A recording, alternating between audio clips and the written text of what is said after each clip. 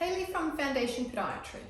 So I'm going to share a series on forefoot pain, as there's quite a few different injuries that can occur in the forefoot. So today I'd like to talk about sesamoid pain.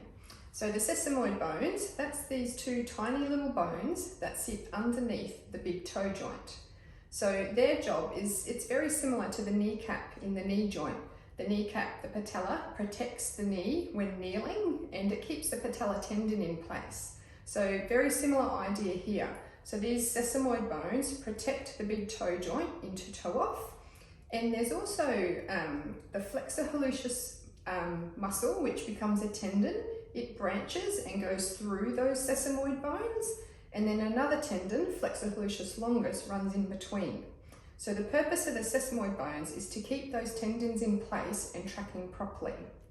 Now, because the bones, so the medial and the lateral one, they're really quite small and they're encased in a lot of cartilage. So if they become injured, they can become quite problematic.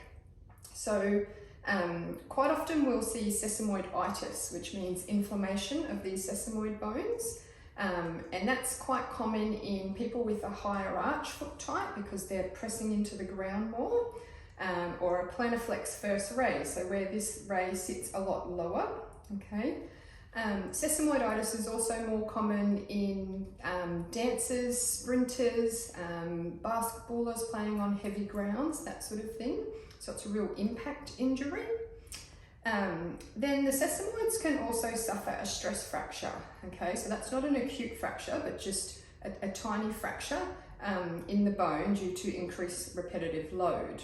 Okay, and then of course there can be an acute fracture. So if that's the case and it's not treated, in some instances the fracture can cause the bone to die due to lack of blood supply, which we call avascular necrosis. So sesamoids, even though they're tiny, they can become quite problematic if they become injured. So how we would manage them, it depends on what type of sesamoid injury you have, what activity you do, what your foot type is, what job you do, that sort of thing. But generally we are going to want to offload the sesamoid, allow it to settle down and calm down and become less inflamed, or heal if it is a fracture. And then, so that can be a period of time depending on how injured it is. And we do that in all different ways. So it might be something as simple as some padding in a shoe, an orthotic with a cutout to deflect pressure away. We may need to put you into a moon boot. Sometimes we might use a hocker shoe, which has a rocker sole in the shoe, which helps to reduce the load through the forefoot. So that's ways of managing them. So yeah, and then once the pain's improving, ideally we want to then improve the function of the big toe joint, so get the big toe working properly, so that the injury doesn't keep reoccurring.